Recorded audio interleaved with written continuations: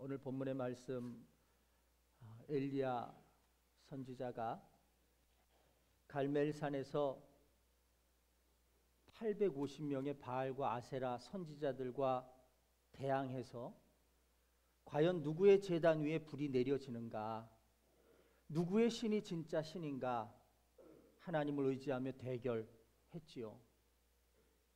그리고 났을 때 850명의 수를 자랑하면서 난리를 쳤던 바알, 아세라 신상에는 불이 내려지지 않았고, 오히려 물을 뿌려 불 붙기가 더 어렵게 만들었던 그 제단에 불이 붙어서 하나님의 권능과 능력을 나타냈던 말씀이 엘리야 선지자에게 주어진, 엘리야 선지자에게 보여진 말씀이었죠. 오늘 그런 생각을 해봤습니다. 우리가 가진 은혜는 뭐냐 하면, 우리는 늘 약하고 우리는 늘 연약하지만 하나님이 그런 약한 것, 연약한 것을 보시면서 안 되겠다, 너는 거기까지만 해라, 이렇게 제켜놓지 않으시고 끊임없이 우리를 붙들어 가시면서, 인도해 가시면서, 우리에게 말씀하시면서 우리를 세우시기를 원하신다는 겁니다. 저도 목사지만 끊임없이 여러분들에게 소망을 갖고 세상을 향해서 소망을 가져야 하지만 육신인지라 어떤 때는요, 바라보다가 시험을 들 때가 많이 있습니다. 끝까지 가야 되나? 저 모습을 계속 봐야 되나? 그럼에도 불구하고 하나님의 말씀은 끝까지 인도하시고 이끄시는 모습을 보면서 오늘 우리도 여전히 그 은혜 가운데 서 있음을 고백하고 감사하게 된다는 겁니다. 엘리야가 그랬습니다. 보통 우리 같으면, 또 하나님의 계획이라면 철저하게 훈련을 시키고 철저하게 무장을 시킨 다음에 사명자로 세워서 정말 시작서부터 끝까지 쫙 하나님의 능력과 권능으로 인도해 가실 것 같다고 생각을 했는데도 불구하고 엘리야가 400명, 450명, 850명의 바알과 아세라 제사장들과 대적해서 이기고 난 뒤에 그가 심한 영적인 어려움 가운데 빠져듭니다. 450명, 850명을 두려워하지 않았던 엘리야가 이세벨 왕비의 정말 독설어린 그 원한 깊은 그 한마디에 그만 마음이 오그라들고 그리고 낙심이 되어서 도망하는 신세가 된 겁니다. 이토록 하나님의 능력이 드러났고 이토록 하나님의 권능이 나타났는데도 불구하고 따르는 사람들은 없는 것 같고, 또 사람들은 다 뿔뿔이 흩어지는 것 같고, 어느 누구도 하나님이 살아계심을 외치지 않는 것 같은 이런 절망 속에서 그는 들판으로 나가서 하루하루를 죽고 싶다 생각하면서 절망 중에 머무릅니다. 오늘 저와 여러분들이 이런 인생이 아닐까 생각을 해봅니다. 제가 40 중반입니다. 좋게 말하면 40 중반이고 조금 더 엄격하게 말하면 40 중반에서 조금 더 가지요. 그런데 이 나이가 인생에 참 고민이 많을 나이인 것 같습니다. 왜냐하면 제 얘기는 아니고 46살, 46살 된 어떤 가장의 이야기를 좀 해보려고 합니다.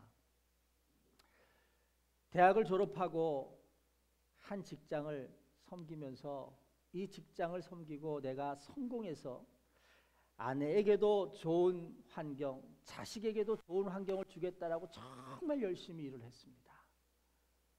중간에 어느 정도 돈을 받고 그냥 명예퇴직을 할 수도 있는데 이 회사를 살려보겠다는 마음에 그걸 포기하고 끝까지 이 회사를 붙들었습니다. 그런데 그만 회사가 이 회사를 차지하고 싶은 또 다른 회사에게 넘어가는 바람에 하루아침에 이 사람이 회사에서 실직을 하게 된 겁니다. 회사가 저녁 내내 회사를 살려보겠다고 모든 임원들이 모여서 전화를 붙들고 했는데도 밤 11시에 회사가 다른 기업으로 인수되었다라고 하는, 체결되었다라고 하는 통보를 딱 받으면서 절망을 한 거지요. 그리고는 15분 뒤에 딱 전화가 오는 겁니다. 모든 임원들은 현재 직위에서 다 해임되었음을 선언합니다. 실직자가 된 거지요. 세상이 무서운 것은 그 15분 만에 들어온 메시지를 받았는데 불과 5분도 되지 않아서 경비들이 쫓아와서 좋게는 책상 정리하는 걸 도와드리겠다고 하지만 사실은 자기 개인 집만 빼가지고 쫓아내려고 하는 그런 일들을 당하는 거지요. 결국은 회사가 넘어갔다는 소식을 듣고 불과 30분이 되지 않아서 자신은 상자 하나의 개인 집만 들고 자동차 열쇠도 반납해야 됐고 사물함의 모든 열쇠도 반납해야 됐고 복지카드의 모든 부분도 다 반납하고서는 그저 회사 앞에서 택시를 기다리는 초라한 한 남자의 신세가 되어 있는 겁니다. 어두운 얼굴로 집에를 돌아갔더니 아내가 여보 별일 없는 거죠? 무슨 일 없는 거지요? 늘 이렇게 묻는 물음에 늘 저녁마다 남편은 이렇게 대답했습니다. 걱정하지 마. 별일 없어. 잘 될 거야. 그런데 그날 밤만은 별일이 있는 거잖아요. 그래서 다른 때는 다 괜찮아 괜찮아 이야기를 했는데 그 밤만은 괜찮지 않아를 이야기를 합니다. 이런 말을 하는 가장의 마음이 어떨까? 여러분 아십니까? 이런 마음? 목사님은 직장도 안 가져보고 어떻게 아느냐고 또 그러시는 거죠.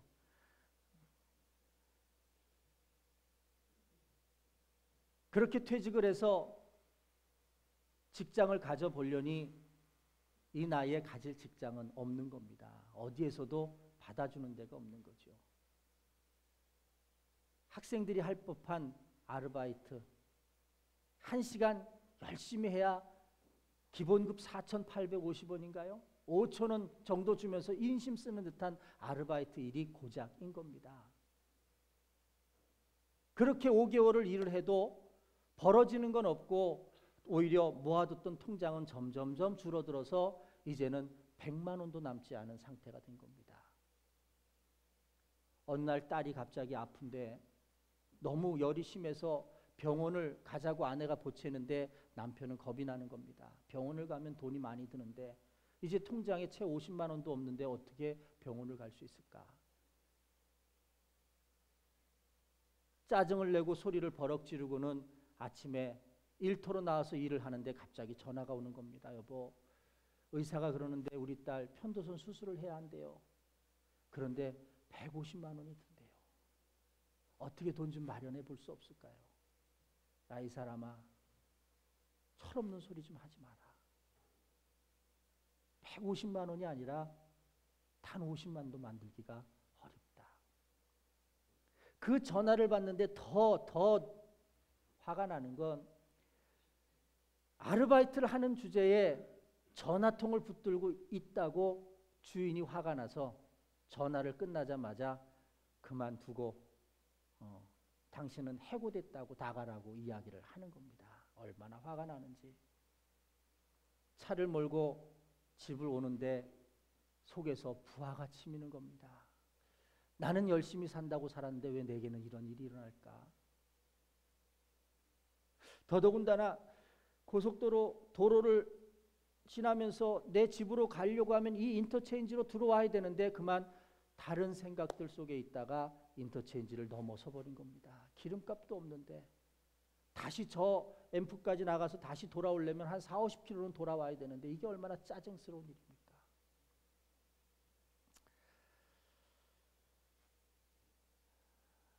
이 사람이 하는 이야기가 뭐냐? 운전대를 붙들고 소리를 칩니다. 왜 내게만 이런 일이 일어나야 합니까? 하는 거죠. 왜 내게만 이런 일이 일어나야 합니까?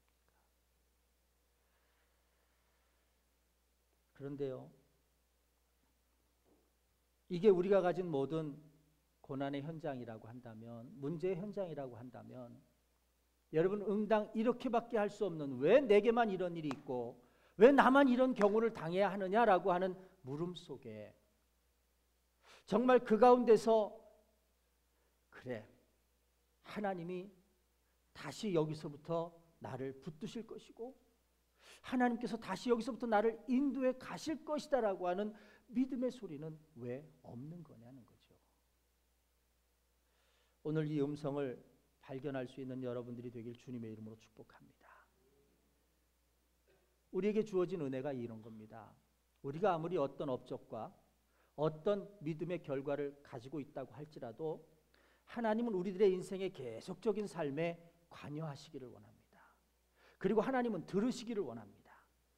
무엇을 들으시기를 원하느냐 하면 그 상황과 그 환경 속에서 여전히 내가 믿음 없는 사람의 자세가 아니라 믿음 있는 자의 언어로 다시 일어설 수 있고, 그렇죠? 통장의 잔고는 비어갈지라도 건강한 가족들이 있고 서로 위로하고 사랑할 수 있는 가족들이 있고 더 나아가서 보이지 않는 하나님의 손길에 나를 붙드시고 인도하실 것이다라고 하는 소망이 우리 가운데 있어야 하지 않겠느냐는 거죠. 과연 이렇게 우리가 살아가는 인생이 다 절망뿐일까요? 죽고 싶어서 엘리야의 이야기입니다. 왕비가 얼마나 이를 갈며 섯을 시퍼렇게 저주를 하는지 내가 저 여자 밑에서는 살 방법이 없겠다 생각을 하고서는 그냥 이대로 죽어버리자. 그리고는 들판에 나가서 먹을 것도 안 먹고 나무 그늘 아래서 나이대로 죽겠습니다. 하나님께서 그 엘리야를 살리시려고 먹을 것을 가져다가 먹이시기도 하고 또 하나님께서 그를 깨워서 너 내가 이끄는 땅으로 가라라고 인도해 가시기도 합니다. 그리고는 40여일을 엘리야를 이끌고 가서 엘리야를 세우는 곳이 어디냐 하면 모세가 하나님을 만났던 시내 산, 모세가 하나님을 만났던 그 산 호렙산 산정에 엘리야를 세워 놓습니다. 하나님의 뜻은 한 가지이지요. 하나님이 만나시겠다는 겁니다. 아무리 인생의 힘든 과정을 겪을지라도 하나님께서 그 인생 포기하지 않으시고 이끌어 주셔서 하나님이 만나시는 인생을 만들어 주시겠다는 거죠. 여러분, 우리가 이게 은혜가 아닐까요? 세상에 기대할 것은 다 끊어지고 다 없을지라도 오늘 하나님이 나를 잊지 않으셔서 하나님이 만나 주시겠다고 오늘 우리를 호렙산 산정에, 오늘 우리를 하나님의 성전 이 한가운데 부르셨다는 건 오늘 하나님이 내게 관심이 있다는 이야기입니다. 거기서 오늘 본문의 이야기가 나오는 겁니다. 정말 지쳐있는 엘리야에게 하나님께서 말씀하시는 거예요. 그러면서 뭐라고 말씀하시느냐 하면 너 왜 거기 있느냐는 거죠. 너 왜 거기 있느냐. 너 왜 거기 있느냐는 거예요. 물론 하나님이 인도하셔서 여기까지 왔지만 그 이야기가 아닙니다. 지금 왜 네가 이렇게 낙심하고 절망하고 두려워하고 있느냐라고 하는 물음을 물으시는 거예요. 여전히 하나님의 백성이 가지고 있는 그런 능력, 은혜, 승리, 소망 이런 걸 하나도 찾을 수 없고 절망, 낙심, 괴로움, 고통만이 있으니까 왜 네가 그 자리에 있는 거냐. 그러면서 하나님께서 굴 밖으로 나오라고 말씀하시잖아요. 그런데 그때 이런 일들이 일어납니다. 크고 강한 바람이 불기도 하고요. 막 지진이 나서 산이 갈라지기도 하고요. 막 놀라운 역사가 나타나기도 합니다. 하나님이 말씀하시는 거거든요. 그런데 성경은 뭐라고 기록하느냐 하면 그 가운데서 하나님이 계시지 않았다는 겁니다. 하나님은요, 바람을 부리실 수도 있고요, 산을 부수실 수도 있고요, 땅을 뒤엎을 수도 있습니다. 문제는 뭐냐 하면 그러나 그 가운데서 여호와가 하시는 일임을 발견하지 못하면 하나님은 없는 겁니다. 그거거든요. 놀라운 일들 속에서도 하나님을 발견할 수 없었는데, 그런데 그 이후에 세미한 소리가 12절 후반부에 보니까 세미한 소리가 있고 그 세미한 소리를 비로소 엘리야가 들었다라고 기록합니다. 여러분, 우리의 신앙과 믿음은 이론이 아닙니다. 내가 여러분들에게 이론으로 말씀을 드리는 것이 아니라 여러분들에게 체험으로 말씀을 드리는 겁니다. 그건 무엇이냐면 하나님은 결코 우리를 포기하지 않으십니다. 하나님은 하나님을 향하여 기도하는 백성의 기도를 물리치지 않으신다라고 하는 겁니다. 어떤 소리를 듣느냐? 이런 소리를 듣습니다. 나를 떠나서는 아무것도 할 수 없다는 것. 거꾸로 말하면 하나님 안에서는 모든 것을 이룰 수 있다는 말씀이지요. 여러분, 이 오늘 본문의 말씀은 이런 겁니다. 어떤 놀라운 산을 부술 만한 능력이, 또 땅을 가를 만한 그런 능력이 우리 가운데 있어도 그 뒤에 흐르는 세미한 음성을 듣지 못하면 우리들의 심령은 체하는 심령이 될 수 있을 겁니다. 믿음이 있는 척, 말씀이 있는 척, 신앙이 있는 척. 그러나 정말 인생에 어떤 고비나 어떤 문제가 닥쳤을 때 그것이 아무런 능력으로 나타나지 못하는 거죠. 왜? 있는 척하고 살았기 때문에 그렇습니다. 집사인 척하고 살았고, 권사인 척하고 살았고, 그리고 목사인 척하고 살았기 때문에 그렇습니다.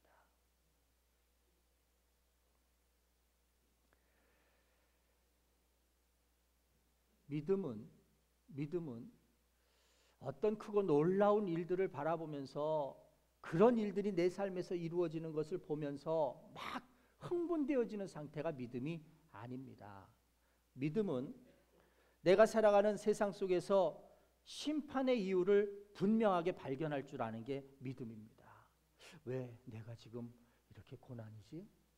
왜 내가 지금 이렇게 어렵지? 왜 내게 이런 일이 있지?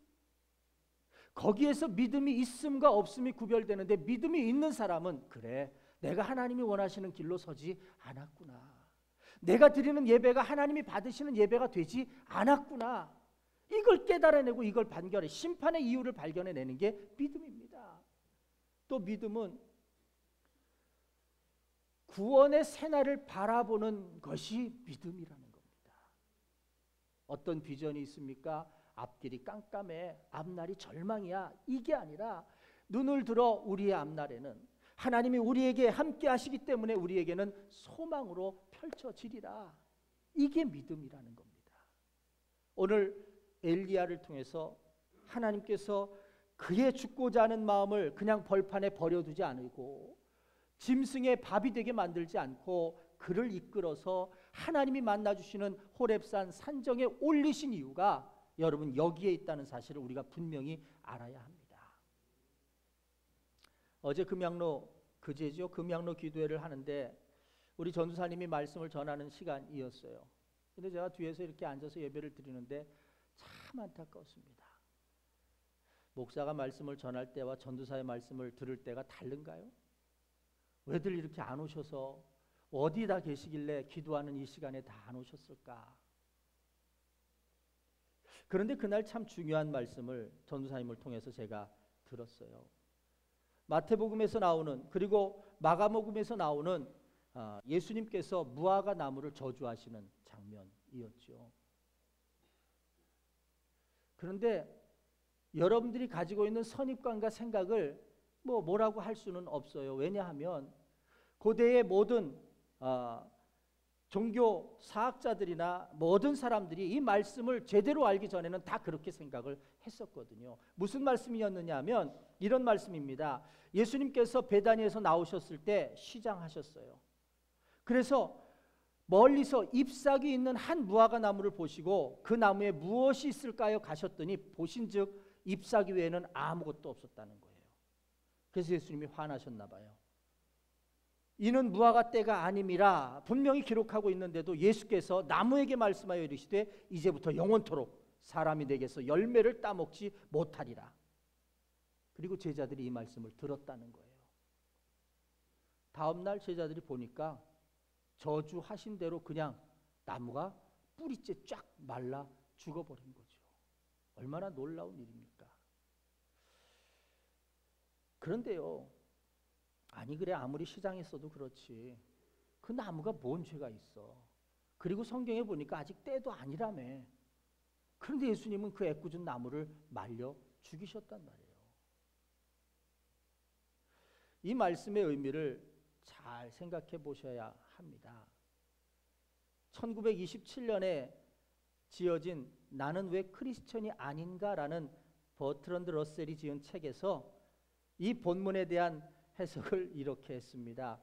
이것은 이상한 이야기다. 왜냐하면 무화과의 때가 아니기 때문이다. 당신도 무화과 나무를 비난할 수 없다. 예수님의 지혜나 덕 어느 것에도 느낌을 가지기 어렵다. 여러분이 잘 아시는 슈바이처 박사도요, 당신의 논문 가운데 1960년 중간에 쓴 논문 가운데 이런 이야기를 합니다. 무화과 나무를 저주할 당시 예수님은 십자가 죽음을 앞두고 불안과 정신적으로 혼미한 상태로 정상이 아니었을 수도 있다. 정말 그럴까요? 예수님께서 정상이 아니라서 멀쩡한 무화과 나무를 말려 죽이셨을까요? 이 본문의 이야기를 우리가 깨닫기 위해서는요, 먼저 이 무화과 나무가 어떤 나무인지를 알아야 합니다. 무화과 나무는 말 그대로 꽃이 피지 않아도 열매가 맺는 나무입니다. 그래서 무화과입니다. 그런데 이 나무는 중동, 그 따뜻한 뜨거운 중동 지역에서 4월부터 10월까지 열매를 거두는 나무인데, 보통 우리가 생각할 때 잎이 피고 꽃이 피고 열매가 자라서 가을에 한번 딱 수확하는 그런 나무가 아니라 1년에 그 수확기의 기간에 한 5번 정도 열매를 거두어내는 나무입니다. 더더군다나 성경에 보면 이제 이 신약 성경은 헬라어로 기록되었으니까 헬라어 단어로 보면 예수님께서 말씀하실 때에 그 무화과를 표현하는 두 단어가 다른 단어를 썼다는 겁니다. 뭐냐 하면 이런 거죠. 예수님께서 한 무화과 나무를 보시고 할 때 처음 보셨던 무화과 나무는 파게라는 단어를 썼습니다. 파게라는 단어를. 그런데 두 번째, 이때는 무화과 때가 아닙니다라고 할 때 그 무화과는 파게라는 단어를 안 쓰고 티에나라는 단어를 썼습니다. 같은 무화과로 번역이 됐지만 예수님이 처음에 얘기한 무화과는 타게였고 두 번째 이야기한 무화과는 티에나였다는 겁니다. 그럼 이 타게의 무화과와 티에나의 무화과가 뭐냐 하면 이런 겁니다. 처음 4월달에 잎이 생겨지기 시작하면서 첫 열매가 맺어지는 그 열매를 파게라고 말하는 겁니다. 그 다음에 파게 열매를 따고 난 뒤에 두 번째, 세 번째, 네 번째, 다섯 번째 열매들이 피어납니다. 그러니까 예수님께서는 지금 잎이 무성해진 무화과 나무를 보면서 저 나무에 첫 파게 열매가 맺혔겠구나라고 생각하시고 다가가셨다는 겁니다. 그런데 있어야 할 열매가 없는 겁니다. 아니, 잎은 보기 좋게, 잎은 무성하게 정말 열매를 그 안에 좋은 열매를 품을 만큼 그렇게 무성한데 그런데 열매가 없더라는 겁니다. 그래서 예수님이 화가 나신 거죠. 잘 보시기 바랍니다. 그런데 우리 전도사님이 이 말씀을 마가복음의 말씀하고 연결을 합니다. 마태복음에서는요, 이 무화과 나무를 저주하신 기록 바로 앞에 예수님께서 성전을 장사하는 무리들로부터 깨끗게 하신 장면, 우리가 잘 아는 장면이 나오는 거죠. 그런데 마태복음 기자는 이 두 가지 사건을 동떨어지게 놓고 비교를 합니다. 그런데 마가는 이 사건을 하나로 놓고 봅니다. 예수님께서 성전을 청소하시는 장면이 나오는 그때 성전을 향해 들어가시다가 배가 고프셨어요. 그래서 무화과 나무를 보시고 있을까 하고 갔다가 없어서 그리고는 성전을 들어가셔서 성전에서 장사하는 모든 무리들에게 이 집은 기도하는 집이다. 그리고는 그 다음날 나오시고 그 다음날 제자들이 보니까 정말 그 전날 말씀하셨던 무화과 나무가 말라 죽었다. 이것이 마가의 기록이거든요. 마가는 예수님께서 무화과 나무에게 저주하시고 성전에 들어가서 성전을 깨끗게 정화하시고 그리고 나와서 말라 죽은 나무를 보시고 하는 모든 것들을 하나로 보는 겁니다. 하나로. 그 이야기는 뭐냐 하면 예수님께서 성전을 정화하실 때 외치셨던 말씀과 무화과 나무를 향해서 꾸짖던 말씀의 의미가 같다는 걸 의미하는 거거든요. 주제가 하나라는 걸 의미하는 거거든요. 그러면 그 주제가 뭐냐라고 하는 게 중요한 겁니다. 제가 오늘 여러분들에게 쉽게 말씀을 드리려고 뭐뭐 하는 채 하지 말자는 말씀을 드렸어요. 지금 무화과 나무가요, 열매를 가득 품은 척한 겁니다. 잎이 무성했다 그랬거든요. 이제 첫 열매를, 파괴라고 하는 열매가 맺어지는 그때에 이제 갓 피어난 열매도 아니고 잎이 무성해서 누구라도 저 안에는 첫 번째 열매인 파괴가 있겠구나라고 생각을 하는 겁니다. 그렇게 보여진 거거든요. 그래서 시장하던 차에 예수님께서 그 나무 앞으로 갔는데 잎은 무성한데 아무리 뒤져봐도 파괴는 없었던 겁니다. 자, 두 가지의 말씀이 연결됐다고 그랬는데 예수님께서 성전에 가서 장사하는 모든 무리들에게 내 집은 장사하는 집이 아니다. 이것 때문에 교회 말이 많죠. 성전에서 교회에서 장사하는 것 예수님이 시키지 않았다. 그런데 오늘 말씀에 여러분들의 신앙의 기준을 정확하게 좀 잡으셨으면 좋겠습니다. 예수님께서 장사가 잘못됐다라고 하는 이야기가 절대 아닙니다. 뭐가 문제냐? 지금 이 장사도 사실은 역사를 보면 재물을 필요에 의해서 파는 장사이거든요. 멀리서 성전에 오는 사람들이 그걸 다 동물들을 끌고 올 수가 없어서 멀리서 오는 사람들은 그저 돈만 들고 오는 겁니다. 그리고는 성전 가까이 와서 많은 사람들의 그 재물을 파는 사람들에게서 제일 좋은 재물, 제일 합당한 재물을 골라서 그걸 가지고 성전에 와서 제사를 드리는 거거든요. 그걸 뭐라고 할 수는 없는 거거든요.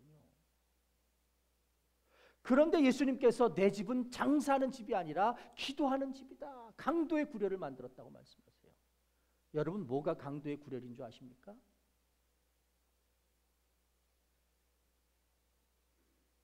제사는 있는데, 예배는 있는데 그 안에 그리스도가 없다. 신앙생활을 하는데 그리스도인처럼 살아가는데 그 속에 그리스도인이 없다. 이게 문제라는 겁니다. 겉모양은 그리스도인처럼 풍성하게 입도 보이고 다 보이는데 예수님이 필요로 해서 가보니까 열매가 없는 겁니다. 그 파괴라는 열매가 뭐냐? 그 안에 예수 그리스도라고 하는 그리스도가 없는 겁니다. 예수 그리스도는 곧 뭔가요? 십자가잖아요. 십자가가 없는 겁니다. 그러니 이게 그리스도인이냐? 아니라는 거죠. 그의 삶의 종국은 말로는 뻔하다는 겁니다. 말라 죽는 거겠죠. 여러분, 우리가 잘 아셔야 되는 겁니다. 제가 오늘 여러분들에게 이런 말씀을 드리는 이유가 있습니다. 이번 주간에 제가 이런 편지의 글을 받은 건 아니에요. 읽었습니다. 우리나라의 굴지의 굉장히 큰 교회입니다. 지금도 문제가 되는 교회입니다. 이 목사님이 몇 년 전 돌아가셨잖아요.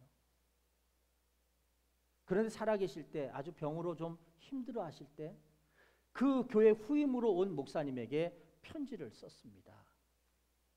그 편지의 내용은 참 길지만 그 내용들은 이런 이야기입니다. 무슨 이야기냐 하면 목회자가 하나님의 나라를 위한 정말 썩어지고 미랄이 되려고 하는 그런 자세보다는 야심을 비전이라고 하는 화려한 포장지로 싸서 행동하려고 하지는 않았느냐. 밖으로는 귀족적인 이미지를 풍기는 그런 자세로 서 있지는 않았느냐. 이 땅에 가난하고 불쌍하고 약한 모든 사람들의 가질 수 있는 일반적인 정서를 역행하는 권력자와 정권에 야합하는 그런 발언이나 그런 행동을 하지는 않았느냐. 우리는 결코 부자 땅에 있는 부자 교회가 아님에도 분명한데 왜 부자 교회처럼 행세하려고 하느냐. 심지어 성도들의 영혼, 저들이 하나님의 말씀 듣고 하나님 말씀 안에서 어떻게 살아나야 하는 것에 대한 목회자의 고민이어야 되는데 왜 이벤트나 행사에 치중하려고 하느냐. 다음에 요 며칠 뒤에 나를 만났을 때 이런 부분에 대해서 나와 진솔한 대화를 하자. 이게 그 편지의 내용이었어요. 이 몇 가지의 이야기들을 제가 저를 사랑하는 목사님이 있다면 만약에 나한테 물으신다면 나는 어떻게 대답을 할까 하는 문제로 고민을 해봤습니다. 너는 어떠냐는 거죠. 너는 어떠냐. 나는 과연 여러분들 앞에 이 질문 속에 영적인 앞서가신 목사님이 너 왜 이렇게 하느냐라고 했을 때 내가 목회자로서 나를 되돌아보면서 과연 나는 어떨까 한번 생각해 본 겁니다. 그러면서 갖는 마음의 결론이 뭐냐? 너무 우리가 있는 채 하고 사는 거구나. 진심과 진짜는 예수님 하나님이 보셔야 하는 진짜는 보여드리지 못하면서 목회자의 탈을 쓰고 야심과 욕심과 또 다른 일들을 향해서 우리는 여전히 이렇게 가고 있는 거 아니냐. 성도들의 삶에 왜 영적인 역동성과 능력이 나타나지 못하느냐. 여전히 성도들도 무감각해져서 그저 내가 믿음이 있는 것 같고 신앙이 있는 척하고 이렇게 살아가는 거 누구도 지적하지 않으니까 이게 한 달, 이게 두 달, 이게 세 달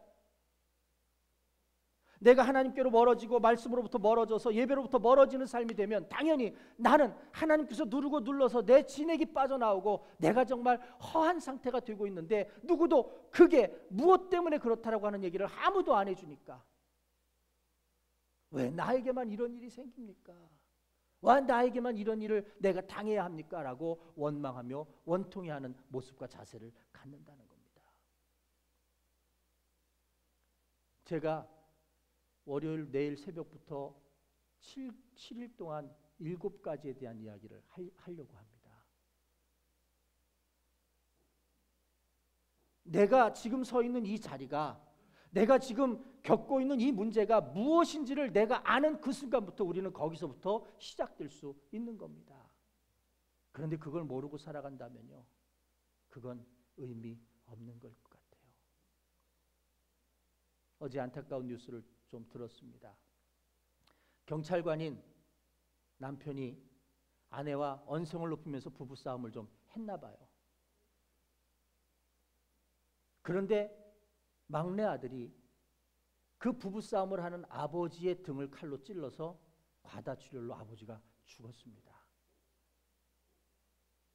그런데 그 뒤에 인터뷰를 하는 경찰관 동료들이 하는 이야기가 그런 거예요. 아니 그분이 그 막내 아들을 얼마나 사랑했는데, 얼마나 정말 끔찍히 아끼고 사랑했는데 그 사랑한 아들로부터 찔려서 죽었다는 거예요.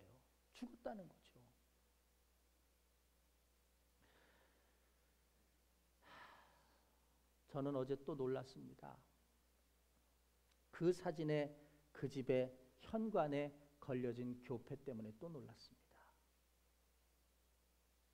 순간을 참지 못하는 청소년일 수 있는 이 아이도, 또 이러한 상황을 만들어가는 어떤 부모들도 그러한 상황 속에서 그 속에 그리스도는 찾아볼 수 없었다는 거겠죠.